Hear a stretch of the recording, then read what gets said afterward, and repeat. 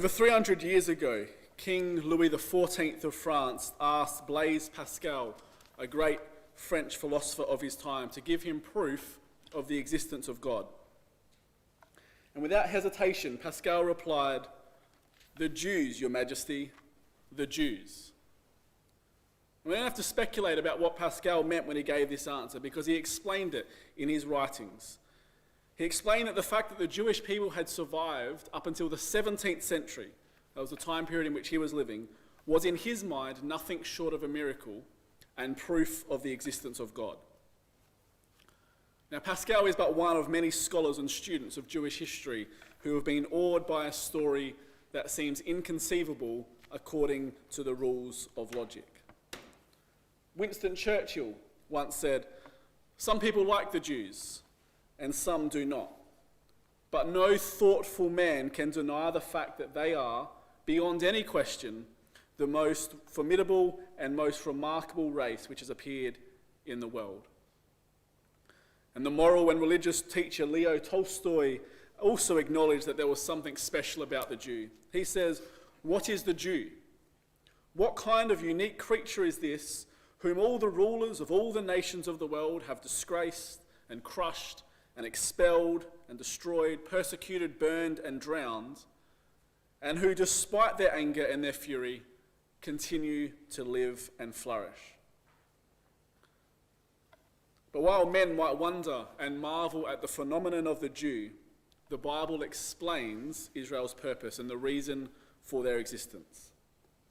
2 Samuel 7 verse 23, it says, "What one nation in the world is like thy people Israel, whom God went to redeem for a people to himself, and to make him a name, and to do for you great things for thy land."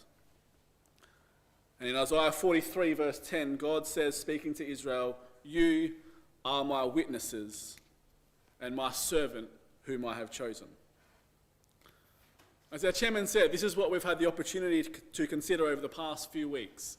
God's witness as seen in the nation of Israel. And tonight we have the opportunity to focus on 1948, the year in which the state of Israel was declared. The moment when the Jews finally had a homeland, when they finally had a land to call their own after being scattered around the world for so long.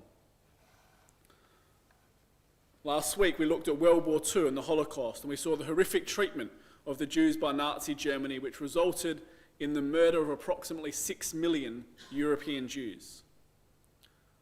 And tonight what we want to do is pick up the story from this point, from the conclusion of World War II on the 2nd of September 1945, and see how that in less than 3 years, the Jewish people went from their darkest hour to the realization of a 2,000-year-old dream of returning to the Jewish homeland.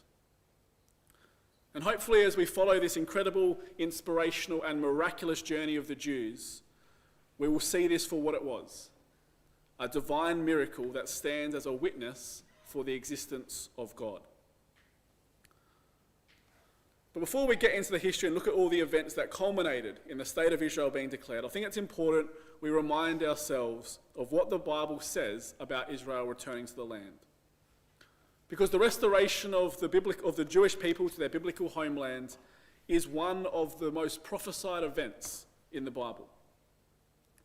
What we're going to see tonight in looking at the re-establishment of Israel in 1948 is a fulfillment of Bible prophecy, but not just one or two prophecies. This is a fulfillment of many, many prophecies scattered all throughout the entire Bible. Prophecies written thousands of years before the state of Israel was declared, and in some cases, thousands of years even before the Jews were scattered. Let's quickly run through some of these that are all throughout the Bible, starting in Genesis. Genesis 17 verse 8, a promise that God made to Abraham, where he says, "I will give unto you and to your seed after you the land wherein you are a stranger, all the land of Canaan, for an everlasting possession, and I will be their God." Deuteronomy 30 verse 3, "Then the Lord your God will turn your captivity and have compassion on you, and will return and gather you from all the nations whither the Lord your God has scattered you." It continues, Jeremiah 12 verse 15, It shall come to pass, after I have plucked them out, I will return and have compassion on them, and will bring them again, every man to his heritage and every man to his land.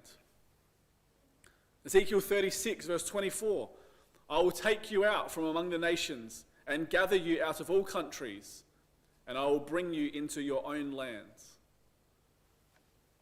Amos, I will bring again the captivity of my people of Israel, and I will plant them upon their lands, and they shall no more be pulled up out of their land which I have given them, saith the Lord thy God. Jeremiah 16, but the Lord liveth, and that brought up the children of Israel from the lands of the north, and from all the lands whither he hath driven them, and I will bring them again into their land that I gave unto their fathers. And Joel 3 verse 1, for behold, in those days and in that time, when I shall bring again the captivity of Judah and Jerusalem. All throughout the entire Bible, and of course, our reading for tonight, Ezekiel 37, where we have a prophecy of and the graphic picture of dry, dead bones being brought back to life, symbolizing the restoration and rebirth of the nation of Israel. Our chairman read for us Ezekiel 37, and from verses 11 to 14 it says, then he said unto me, Son of man, these bones are the whole house of Israel. Our bones are dried, they say, and our hope is lost. We are cut off from our parts. Therefore prophesy and say unto them, Thus saith the Lord God, Behold, O my people, I will open your graves. I will cause you to come up out of your graves, and I will bring you into the land of Israel, and you shall know that I am the Lord when I have opened your graves. So you can see the Bible clearly, without a shadow of a doubt, speaks about the return of the Jews to the land. And the selection of prophecies we just looked at is just but a few in the prophecies that are scattered, as we said, all throughout the Bible. But as we're going to see tonight, all of these prophecies that were made thousands of years ago all have their fulfillment in 1948. When Israel's establishment as an independent sovereign state was officially declared on the 14th of May, 1948. But we ask the question, how did all this come about when only 3 years before the Jews around the world were in the middle of their darkest hour, as we said, and were being hunted by Nazi Germany and were being placed in death camps all around Europe? And so that's what we're going to do for the remainder of our talk tonight. We're going to focus on the history that occurred from 1945 to 1948, the 3 years after the conclusion of World War II, and see the events that culminated in the Jewish people being reunited with their homeland. So we start with September the 2nd, 1945, which, as we said, and as we saw last week, marked the official conclusion of World War II. And so when the guns of World War II fell silent, the world of the 20th century faced stark new realities. More people had died in this conflict than in any other war in mankind's history. Over 23 million soldiers were killed in combat, 40 million civilians perished, and 11 million people, including 6 million Jews, had been systematically murdered by the Nazis. The economies of Europe were devastated, much of the infrastructure destroyed. And for the Jews, once again their faith had been tested, their world shattered, and their future uncertain. And so at the end of World War II, as the Allies advanced across Europe, they came across concentration camps filled with sick and starving prisoners. And when General Eisenhower, who was the supreme commander of the Allied forces, arrived at the first concentration camp, in his recollections of this day, he says, I have never been able to describe my emotional reactions when I came face to face with indisputable evidence of Nazi brutality and ruthless disregard of every shred of decency. Up until that time, I had known about it only generally or through secondary sources. I am certain, however, that I have never at any other time experienced an equal sense of shock. And one of Eisenhower's first directives after coming across these concentration camps was to immediately send for cameramen and reporters. And he said he did this for two reasons. One, so that the world should know. And two, because years later people would deny that this ever happened. And so all across the world, the pictures like the ones you're seeing on the screen were broadcast. In Times Square in New York, Piccadilly Square in London, all around the world. And seeing these images of the inhumane treatment of the Jews by the Nazis was the first step in swaying the public opinion of the Jews. But as we said, the concentration camps were liberated.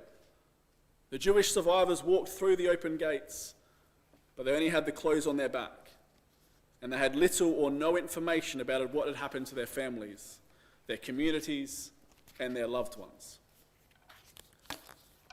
And so it slowly dawned on these Jews that yes, they were free, but what exactly did this mean when they got outside the gates of the concentration camps? There were no vehicles to take them away. They had no road maps. They were left abandoned. There were no psychiatrists, no psychologists, no one to help them deal with the trauma of the last 6 years. There was no one there. And unfortunately, they began to realize that slowly that no one wanted them.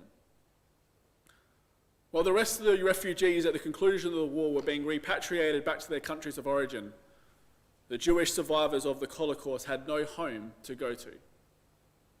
Yes, some of them tried to go home to the places they were living before, but even after the terrible persecution and events of World War II, anti-Semitism continued to prevail all across Europe, particularly in Poland. In fact, there was one instance in Poland in 1 year after the war, so a year after the war had finished, where there was a group of 64 Jews waiting to be transported and transferred to Palestine. And they were ambushed and attacked from a group of Poles with axes, and all of them, the entire 64, were killed. And you think, well, how can this happen? The war's over. Why would this still happen? But it goes to show that anti-Semitism was still rife throughout Europe. But it's interesting to see that because of this attack, and because of many other similar attacks that were happening, about 300,000 Jews who had come back and were living in Poland decided that, okay, enough is enough, and Poland was now no longer a viable place for Jews to live. But while many people around the world tried to assist the Jews and many of the displaced survivors by setting up schools, food banks, and hospitals, unfortunately, as we said, they were faced with the stark reality that no country really wanted them, and that there was nothing left of their home. And so they turned their attention to Palestine. But unfortunately, for these desperate survivors, returning to Palestine was not possible. You see, the British, who controlled the country, remained adamant.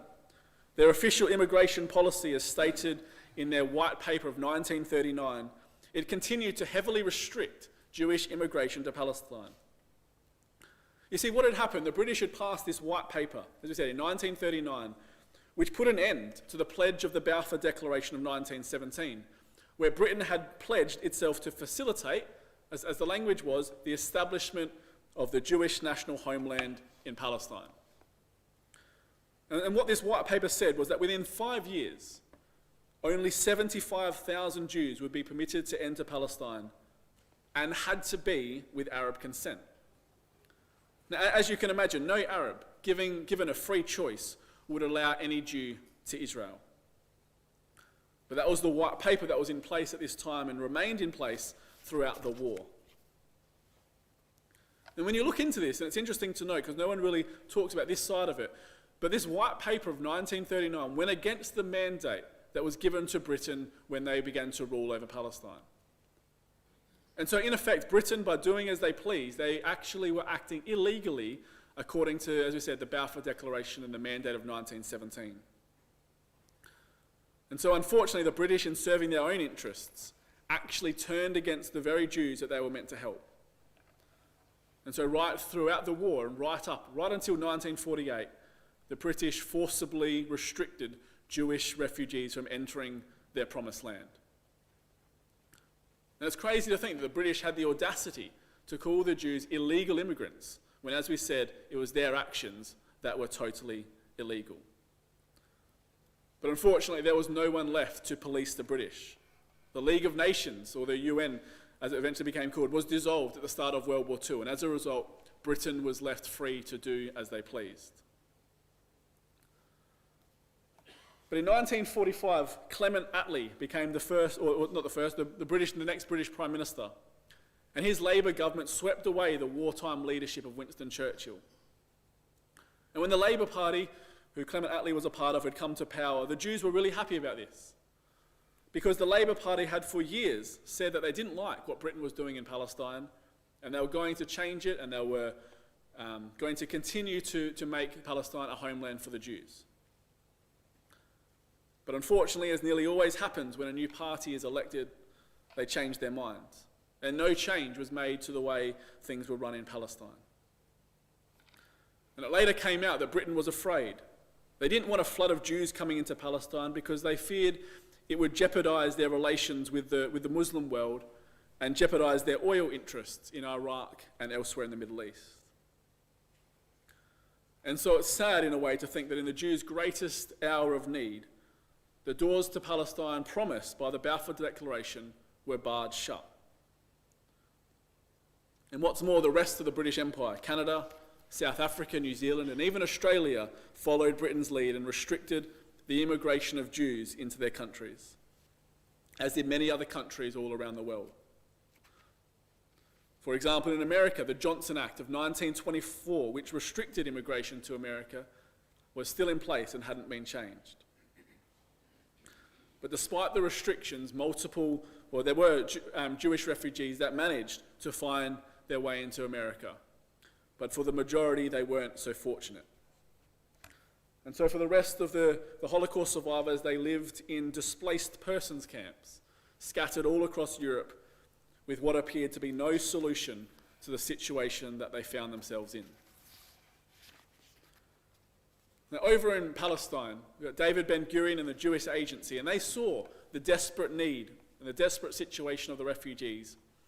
And they saw it as a unique opportunity to change world opinion. And so Ben-Gurion began to visit these DP camps, these displaced person camps, and to bring the message of Palestine. And he said to the people in these camps, "I have nothing in my pocket to give you, but I have a promise. Remember the Hatikvah, our national song, that one day you will arrive and we will do everything in our power to do it."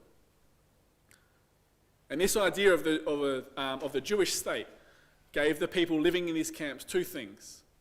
One, it gave them purpose. It gave them something to look forward to. And two, it gave them hope. And so Ben-Gurion came away from these camps with the feeling that these people, they were ready to fight for the Jewish state. Because in a way, this was a fight for their own life.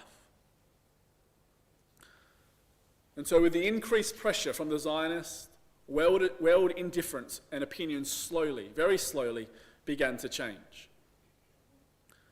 And eventually, Harry Truman, who was the President of the United States at the time, after being convinced by the Zionists, sends Earl Harrison, who's a non-Jew, a prominent dean of the University of Pennsylvania. And he sends Earl Harrison to the DP camps to find out what's going on. And Harrison was so shocked when he got to these camps that he reports back to Truman and said, "We're treating the Jews here even worse than the Nazis." And he recommends to Truman that 100,000 Jews be sent to Israel. And out of character, Truman amazingly accepts this. And he gets in contact with Clement Attlee, the British Prime Minister, straight away. And he says, "Clement, don't you think we should send 100,000 Jews back to the Palestine? Because that should solve the problem that we've got with the Jews." Now, Truman wasn't exactly pro-Zionist at this point. But this was just a purely humanitarian response to the problem. But even so, the British were shocked. They weren't expecting this. But Attlee decided, okay, and he set up an Anglo-American commission of inquiry into these DP camps. A commission consisting of 6 British and 6 American members.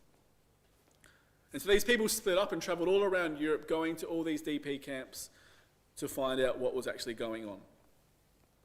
And Chaim Weizmann, who we know later became the first president of Israel, was the first to testify. And he told the committee that there had to be a homeland. that everything he had been saying would happen was happening. And interestingly, all 12 of the committee unanimously recommended that yes, 100,000 Jews be sent to Palestine, and that Palestine become a binational state, guaranteeing safety for both the Jews and the Arabs alike. But you see, now the Zionists were in a bit of a dilemma. Yes, they wanted 100,000 Jews to go back to Palestine, but they certainly didn't want binationalism. And the Arabs were opposed as well because, well, they wanted it all. They certainly didn't want 100,000 or binationalism as well.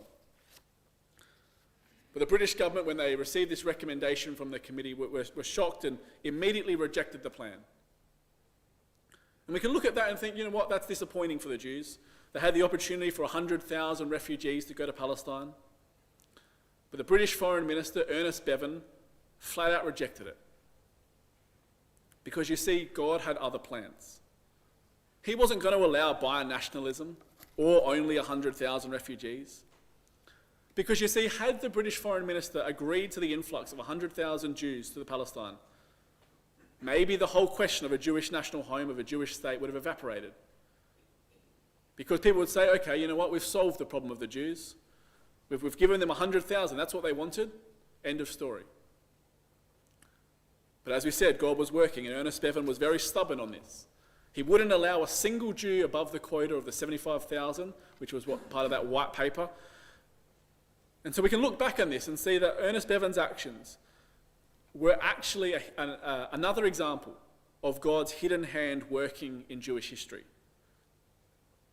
Just like Pharaoh hardened his heart and wouldn't allow the Jews to go to the Holy Land, Bevin's heart was also hardened against the Jewish survivors returning to that very same land.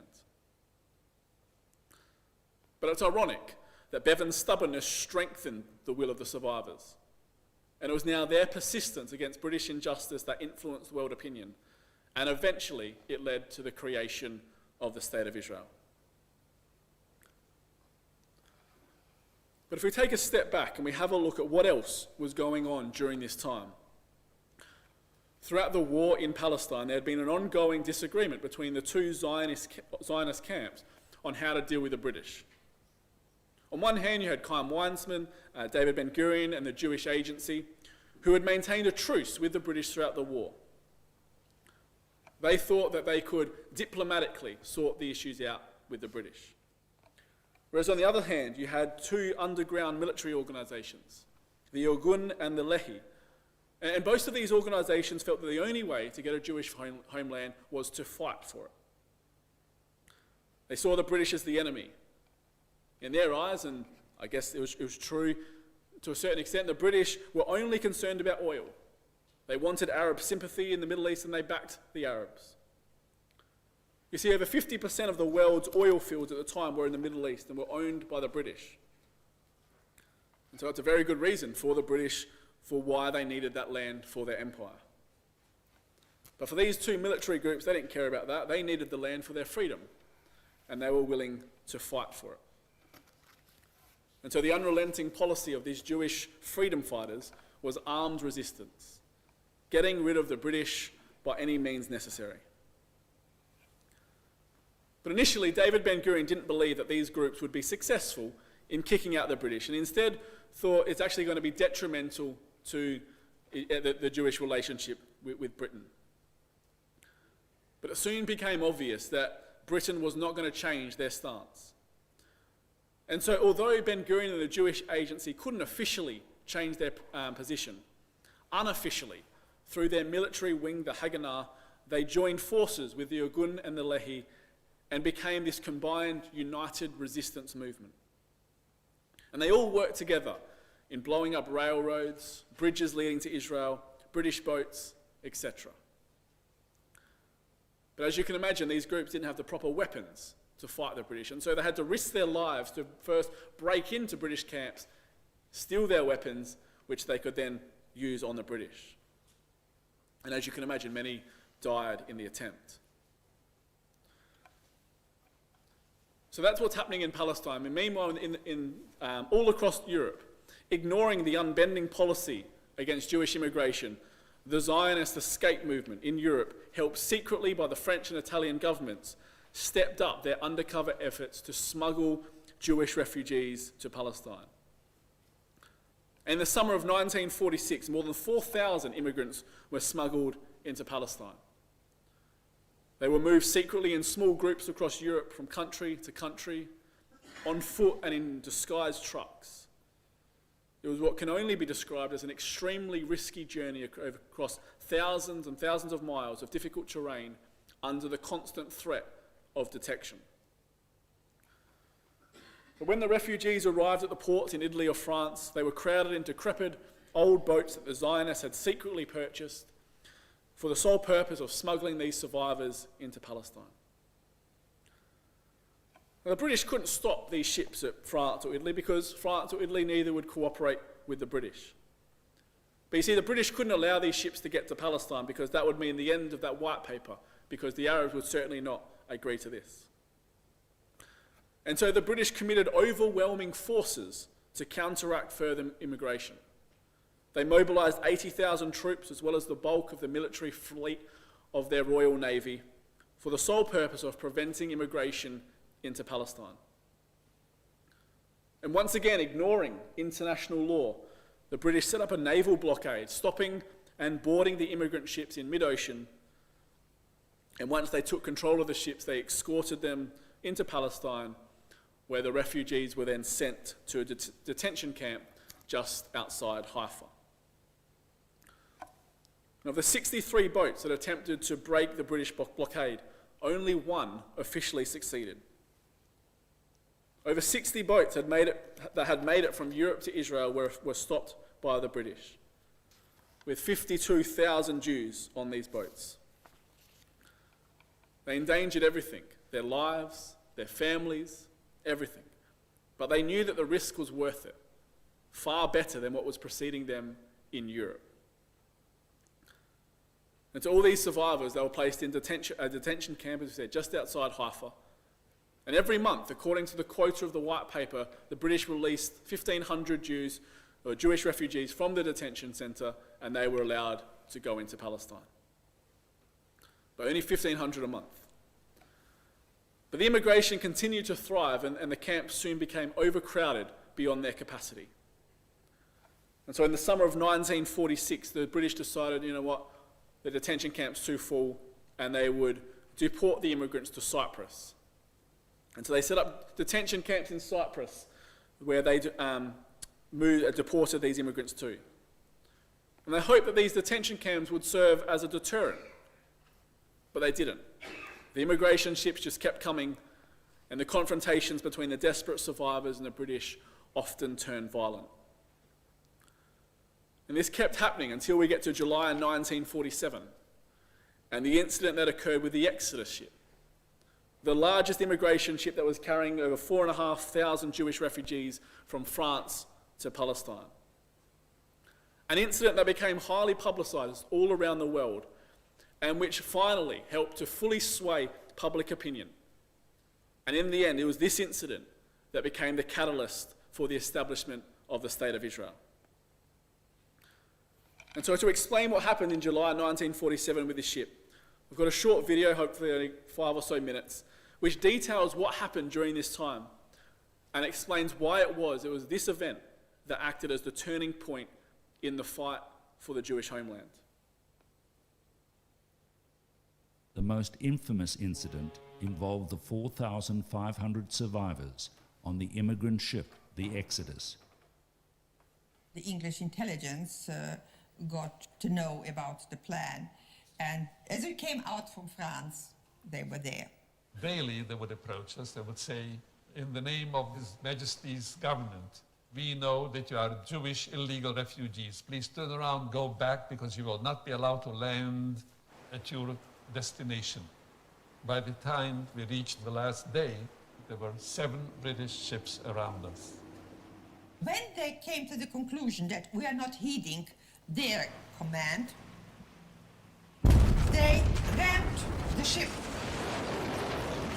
The British boats were sandwiching us in now, and our boat was lifted up into the air. And we heard the boards of our ship cracking, splintering. The water went in and people were standing until here in water, the people that were on the lowest deck. The soldiers, helmets on, each of them had a shield in his hand, and they were ready to jump from their boat, but 800 hands were raised and 800 cans of goods were flying in the direction of the British, and within a few seconds the British decks on the two sides were cleared. The soldiers ran away because there was an overwhelming response, cheers of the young people, and that was the first time that our people could give expression to their frustrations of all those years. You see, now we were fighting back. You see, that was a great moment.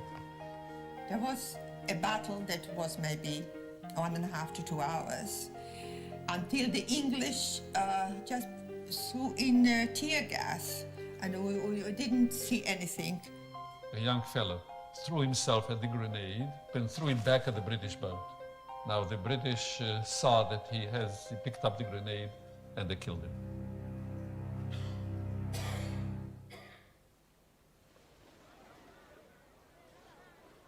Additionally, the first mate of the Exodus was killed, and many refugees were injured. Now, under British control, the crippled Exodus was taken into Haifa port. All of a sudden, from one of the rooftops comes the melody of the Hatikvah.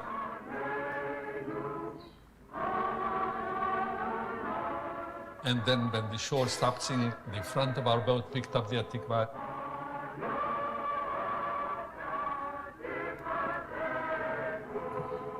And it was to the melody of Hatikvah that the boat sailed into Haifa. It was a great moment. It was the most tearful, the most screaming Hatikvah that can be. All those people, everyone with his bundle of suffering that he went through, and here you see Palestine and the English are at your back.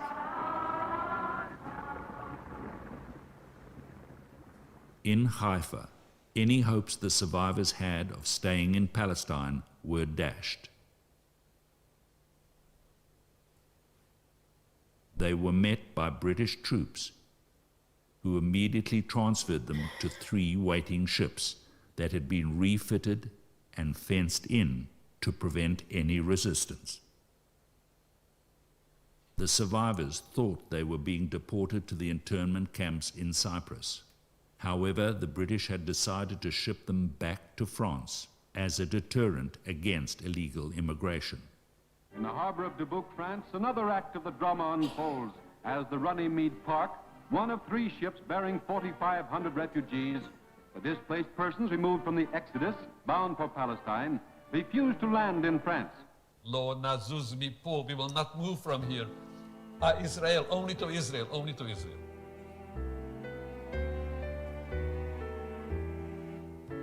For 3 weeks, the standoff between the British and the survivors on the ships continued. Living conditions were deplorable. The refugees were crammed into overcrowded holes and endured stifling heat, yet they would not give in.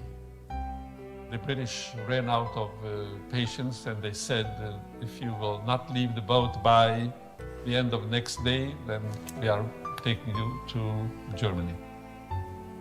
It immediately created such an outrage around the world that hundreds of correspondents came to Port Taboo to cover this story. A story of a country sending these Jews who had suffered so much back to Germany, to the death land. The irony is that the British plan backfired. The plight and resistance of the Exodus survivors swayed world opinion against the intransigent British and in favor of the Jewish cause. Seemingly, these refugees had come so far for so little. However, with only a glimpse of the promised land before being sent back to Europe, and armed only with their own will and determination, these saved remnants were a pivotal force in the fight for the Jewish homeland. And so you can see, because of the treatment of the Jews on this ship by the British, protests broke out all across the world, and this journey of the Exodus ship played a major role in the diplomatic shift of empathy towards the Jews, which, as we said, ultimately led to the recognition of the State of Israel a year later in 1948. But before we can get to 1948, in Palestine, the British were facing more and more pressure from that united resistance movement that we said of the Haganah, the Irgun, and the Lehi. And so the British decided they needed once and all put a stop to this. And they came up with a plan called Operation Agatha, which the Jews later called the Black Sabbath. And the reason they called it this, because one, it was on the Sabbath, but two, the British raided not only the Jewish agency building, but also rounded up all the Zionist leadership and the Haganah leadership. Over 5,000 people, including almost all the leaders, were arrested. David Ben-Gurion, being out of the country at the time, avoided arrest, but the Irgun were quick to retaliate, and their target was the British military headquarters at the King David Hotel in Jerusalem. And what the Irgun did was they put some explosives in milk cans underneath the basement of the King David Hotel. And according to stories, the Irgun warned the British that the explosion was going to occur and to vacate the hotel. Well, that didn't happen for whatever reason. Maybe they didn't get the message, or maybe they didn't want to take orders from the Irgun. But whatever the cause was, a terrible tragedy occurred and over 100 people were killed. And obviously the public wasn't happy with this, and the Haganah immediately distanced themselves from the Irgun, saying, we never gave support, etc., etc. But from that time on, the united resistance movement as a combined force was over. But despite Jewish unity in Palestine being in disarray, world opinion continued to swing in favour of the refugees in Europe and in favour of an establishment of a Jewish state. And it got to a point where in Palestine, bombings, ambushing, killings, and retaliatory murders were daily events. And the British faced increasing pressure both from the Jewish and the Arab rebels, as well as the growing problem of the Jewish refugees. And on top of that, you got President Truman openly calling for a humanitarian solution. And so with all that happening, in frustration and with the inability to solve the problems, the British said, that's enough. They decided to leave Palestine and refer the fate of Palestine to the United Nations.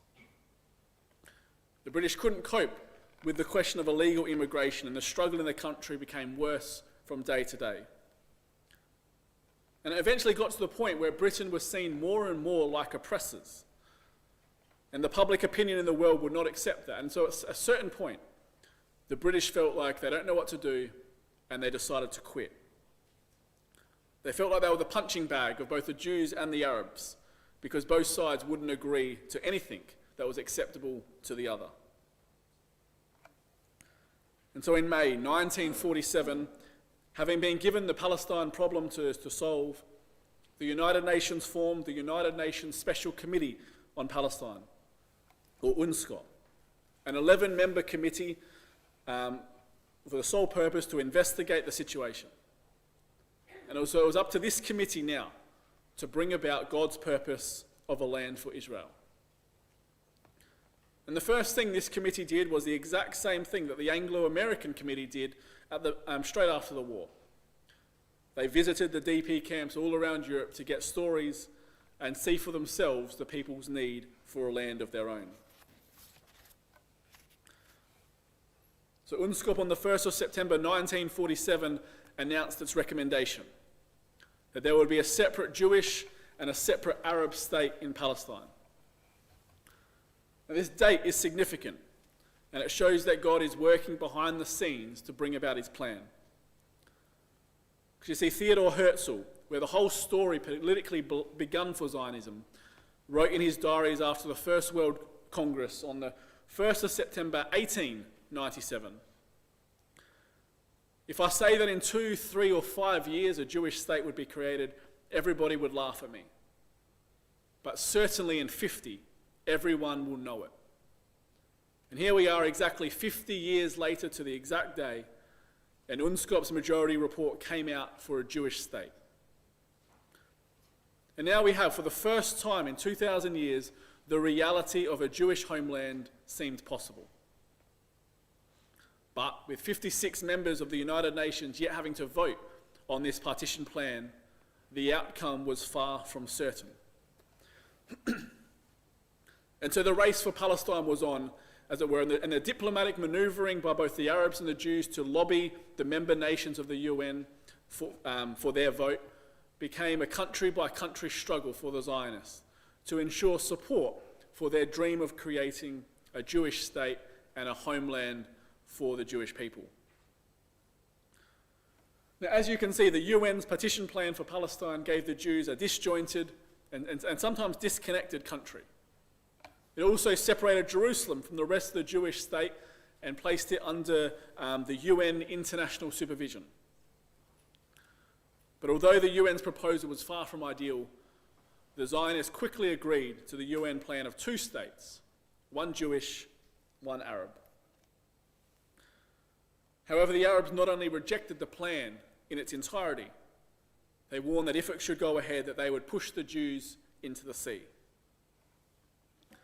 But on November the 29th, 1947, the resolution to partition Palestine and establish a Jewish state was put to a vote. Afghanistan, no. Argentina, abstention. Saudi Arabia, no. Soviet Union, yes.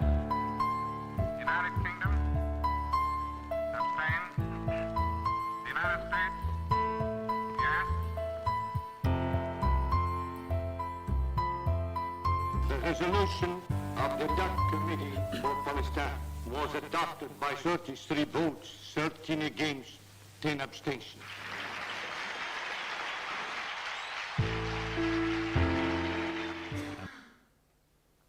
In accordance with God's plan, the world powers had finally declared a Jewish state in Palestine to be legitimate.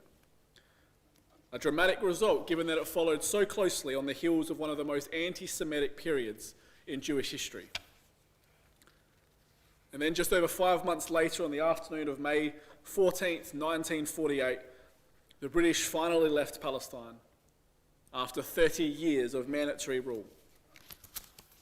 And then a short while after this, on the same day, in the threat of Arab invasion from other current countries, the Executive Committee of the Jewish Agency voted in favour of the establishment of a Jewish state.